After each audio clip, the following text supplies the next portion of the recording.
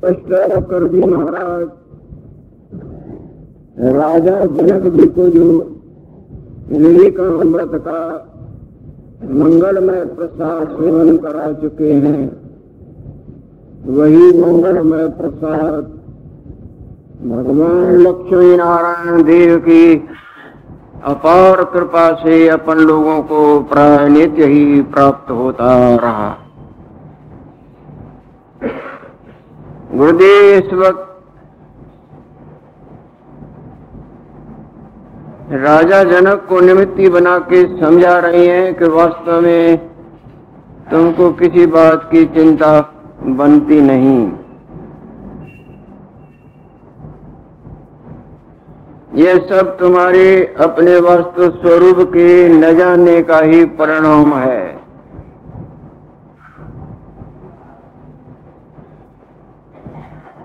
जब तुम अपने आप को भूलते हो तब ये माया के द्वंद्व तुमको आके चेटते हैं। जैसे जब तुम अपने जागृत रूप को भूलते हो तब स्वप्न वाले माया के अनंत प्रकार के द्वंद्व, हर्ष, शोक, सुख, दुख, हानि, लाभ, अनुकूल, प्रतिकूल कई प्रकार के, जिस तरह न किसी को पिशाच चेंटता है, इसी तरह माया के द्वंद्व तुमको चेंटते हैं, जिनका परिणाम तुमको अनंत बार माया के चक्र में भटक भटक भटक भटक के हंसने रोने का परिणाम भुगतान भोगना पड़ता। वास्तव में तुम ये हो नहीं जो तुम अपने को मानते हो, न तुम ये देह हो और न देह तुम्हारी है। तुम तो सदा देह से ऐसे न्यारे हो जिस तरह आपका ही जागृत रूप आपके स्वप्न वाले रूप से सदा संग है। जिस तरह आकाश सदा नीलता से सदा न्यारा है, जिस तरह भगवान भास्कर जी सदा अंधकार से न्यारे हैं, और तुम्हारी दृष्टि की कमजोरी वहां अंधकार दिखाती है ना।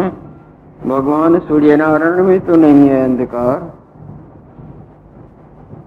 इसी तरह तुम्हारे वास्तु स्वरूप का भुलेखा तुम कोई अवास्तु स्वरूप और अवास्तु स्वरूप की माया, जिसको संसार जन्म मरण 84 लाख डिजन इत्यादि इत्यादि कहा जाता है, वो दिखाता है।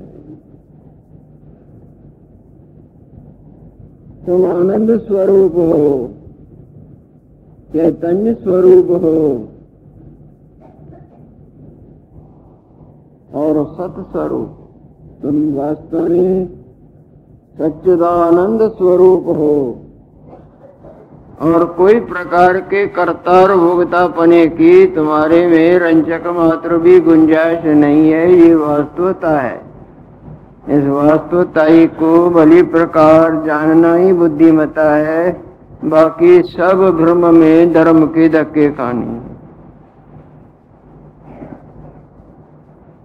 सदा तुम अचल हो, जिस तरह कूट अचल रहता है। कई लोहे के सरिये टेढ़े सीधे सीधे टेढ़े हो जाते हैं, पर कूट जैसे का तैसा रहता है। कई पर्वत पर बूंदे पड़ती हैं और सूख जाती हैं, तिनके पड़ते हैं और तितर बितर हो जाते हैं, पर पर्वत जैसे का तैसा अडूल। इसी तरह तुम्हारे मन के पुरने, तुम्हारे मन का मनन अनंत बार तुमको अपना आप और संसार दिखा दिखा के गायब नष्ट नष्ट गायब हो, पर तुम्हारा आत्मा सदा ज्यों का त्यों अचल है। जिस तरह पानी सदा जैसे का तैसा है, हवा भले ही उनमें अनंत प्रकार के लहरें बुदबुदों के रूप नामों की माया दिखाए, वो हवा में है, माया माया में है, आत्मा में माया का ऐसे अभाव है। जिस तरह आपके जागृत रूप में आपके अपने स्वप्न वाले रूप और उसके मानने जानने का सदा सदा सदा भाव है। इस वास्तवताई का भूलना ही चिंताएं भुगतान करती है। अनंत प्रकार के कर्ता भोक्तापनी की जाल में उलझा देती है। इस वास्तवताई को जानो। राजा जनक जिन्होंने इस वास्तवताई को नहीं जाना है, चाहे युग बीत गए हैं, वो अभी तक जन्मते और मरते। और ये 84 लाख डिजाइनों के कपड़े, जिनको योनि कही जाएं, आकार कहे जाएं, जल जंतु, तल जंतु, नभ जंतुओं की पोशाकें पहनते उतारते उतारते पहनते, अभी तक पहनते उतारते ही रहे।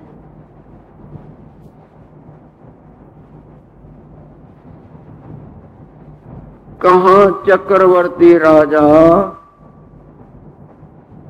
और युगों चोले पहनना और उतारना और मृग रूप में खड़ा है, जिसके सारे संसार पर आज्ञा चले। किसी की ताकत नहीं कि उसके आज्ञा के आगे जड़ा सिर हिला सके। और बंदी बना खड़ा है, जानवर बना छलांगे मारता है। पेपड़ों के हवाल भी तो कभी कभी यहाँ पढ़ते हो और यहाँ भी सुनाते हैं भगत। कल जो हमारी तुम्हारी तरह बैठा था न मनुष्य बन के, अब सर्प के रूप में डोल रहा है। और जो कल सर्प के रूप में था, आज फलाने मल का लड़का या लड़की बनी हुई बैठी है। कई हवाले आते हैं। ये वास्तवताई के न जानने का परिणाम है। और इसी तरह लाखों कपड़े पहनते उतारते ये जीवात्मा, वासना रूपी जीवात्मा, पहनता उतारता भटकता ही रहता है। दुरत्या मम माया दुरत्या, मेरी माया बड़ी दुस्तर है पार्थ। उदरेत आत्मना आत्मानम नात्मानम अवसादे। अर्जुन, अपने आप का उद्धार करो, अपने आत्मा को, अपने आप को अधोगति की तरफ न ले जाओ। ये भगवान अर्जुन को निमित्ती बना के हम सबों को समझाते। तुम्हारे वास्तव स्वरूप में कोई प्रकार का शोक दुख है नहीं। आनंदो ही ब्रह्म, ब्रह्म परमात्मा आनंद स्वरूप है, उनका रूप ही आनंद है।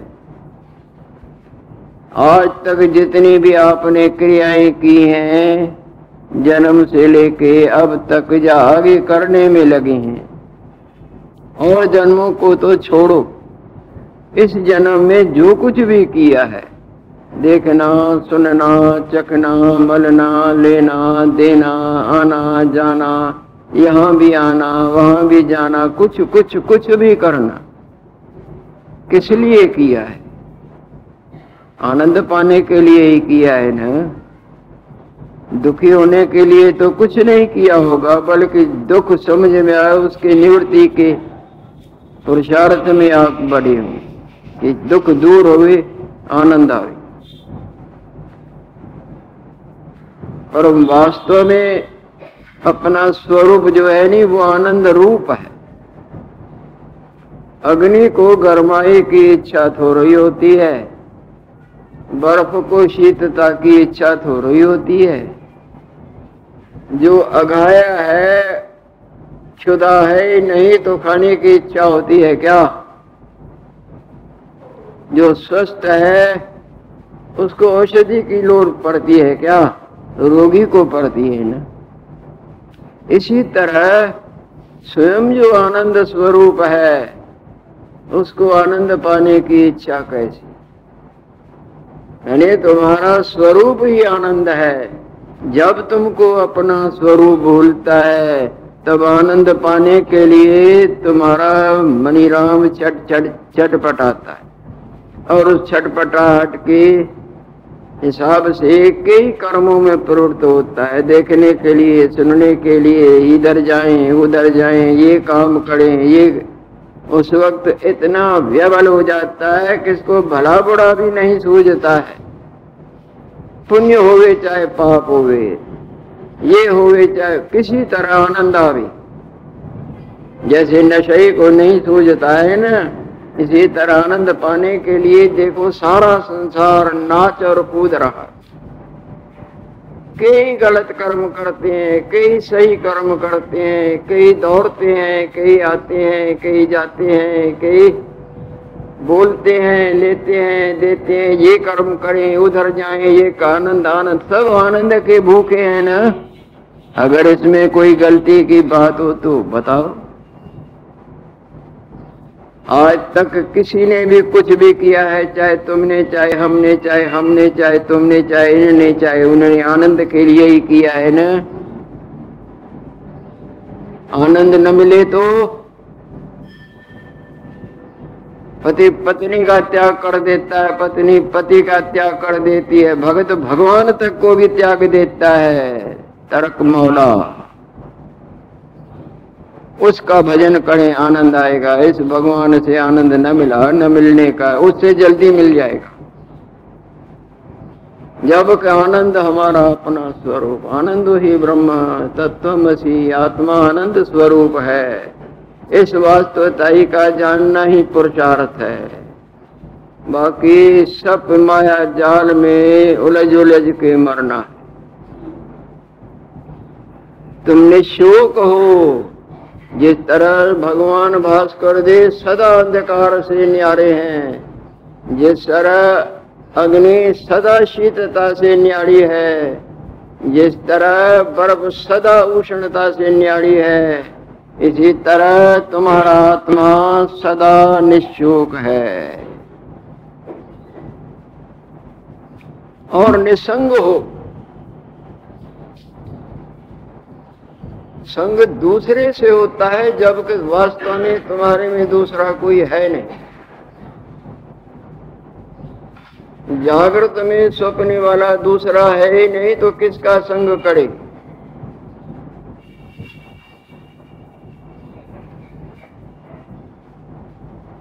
स्वप्ने वाले में अनंत है, जैसे संग की इच्छा होती है, ग्रहण और त्याग की। तुम अद्वितीय स्वरूप हो, निर्विकार, ऐसा तुम्हारा अपना आप है। ऐसे अपने आप का जानना ही मानव चोले का पुरुषार्थ है। बाकी धन मान भोग, ये इंद्रिय सुखों की आंधी में अपने जीवन का नष्ट करना, ये कोई पुरुषार्थ नहीं। ये माया का पुरुषार्थ उल्टा आनंद पाशों से, बंधनों से बांध देता है।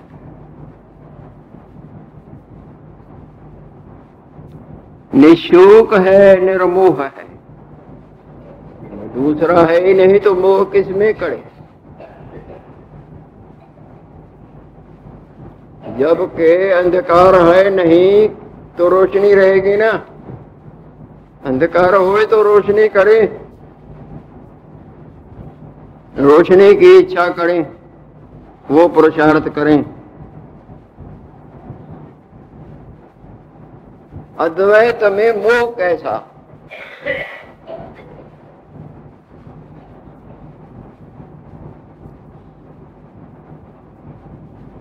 तुम सदा निर्मोह स्वरूप हो। तुम्हारा स्वरूप आनंद स्वरूप, अद्वितीय स्वरूप, निर्विकार और सब प्रकार के मन के मनन रूपी दोषों से रहता है। पानी हवा के संग से रहता है ना। हवा का संग पानी को ही लहरें बुदबुदे झाग चक्र रूप में दिखाता तो है, पर पानी न लहर है, न झाग है, न बुदबुदा है। पानी पानी ही पानी है। तुम मानते हो ना? हाथ लगा के देखो, तुम्हारा मानना सही है। इसी तरह विवेक रूपी हाथ लगा के देखना होगा। जागृत के नेत्रों से देखना होगा तो स्वप्न वाला ही नहीं, तो उसके नेत्र कहां देखे क्या?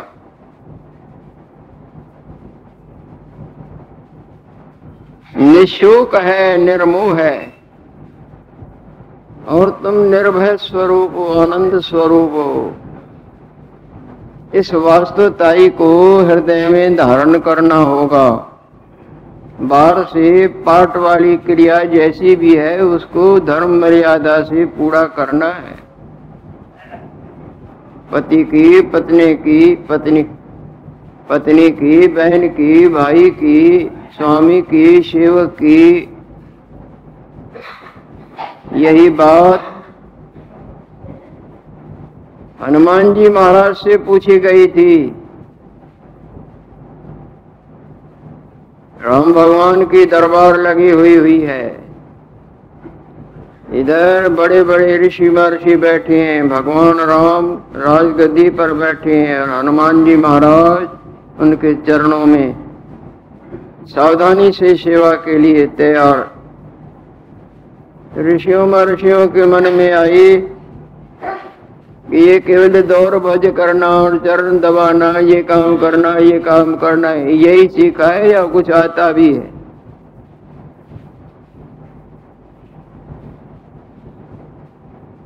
वो अपने को ज्ञानवान अनुभव करते हैं और थे भी ज्ञानवान, परंतु महावीर स्वामी के लिए उनके मन में ऐसी शंका हुई, इसको कुछ ज्ञान है भी कि केवल भग दौड़ और ये करना वो करना। तब राम भगवान पूछते हैं, हे महावीर जी, बोले महाराज, बोले तुम क्या समझते हो? कुछ जाना भी है और क्या समझू महाराज? देह दृष्टिया दासो हम, शरीर की दृष्टि से तो आप हमारे स्वामी हैं, मैं आपका दास हूं, और जीव दृष्टि से आप अंशी हैं, मैं आपकी अंश हूं। जैसे शरीर है ना, तो शरीर के अंग हैं, इसी तरह जीव दृष्टि से आप अंशी हैं, मैं आपकी अंश हूं, और वास्तव में जो आप हैं वही हम हैं। ऋषियों के कपाट खुल गए। वाह, शरीर दृष्टि करके तो आप हमारे स्वामी हैं, मैं आपका सेवक हूं, दास हूं, और जीव दृष्टि करके तो आप अंशी हैं, मैं आपके अंश हूं, और वास्तव में यदि कहें तो जो आप हैं वो हम हैं।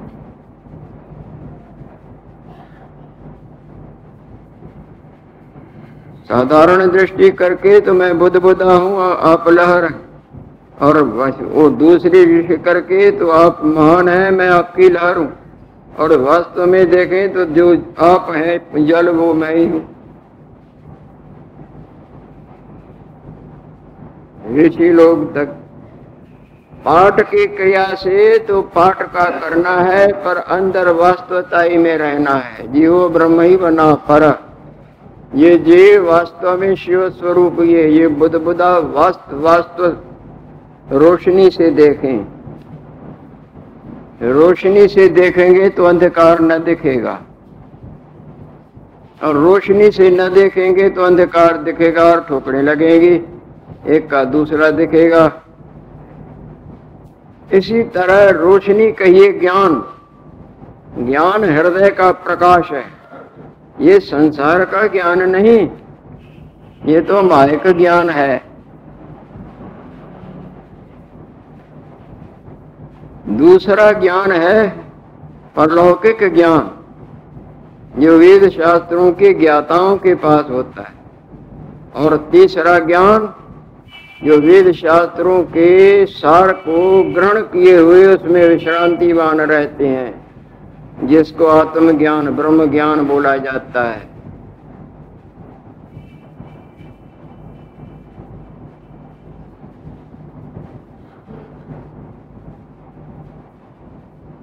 जिसको वास्तव में हृदय का प्रकाश कहा जाए, और वो वही तो दुर्लभ वस्तु है। ज्ञानादैव तो कैवल्यम, निर्वाण पद, कैवल्य पद, अमर पद, मोक्ष पद, सदगति, भगवत प्राप्ति, माया जाल से छूटना, ये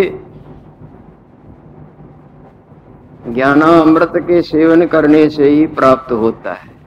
और मानव चोला इसीलिए ही है, मानव यत्न करे तो ये अमृत पी सकता है, और यतन न करे तो जैसे जानवर देख सुन के खा पी के टट्टी करके मर जाते हैं, इसी तरह मानव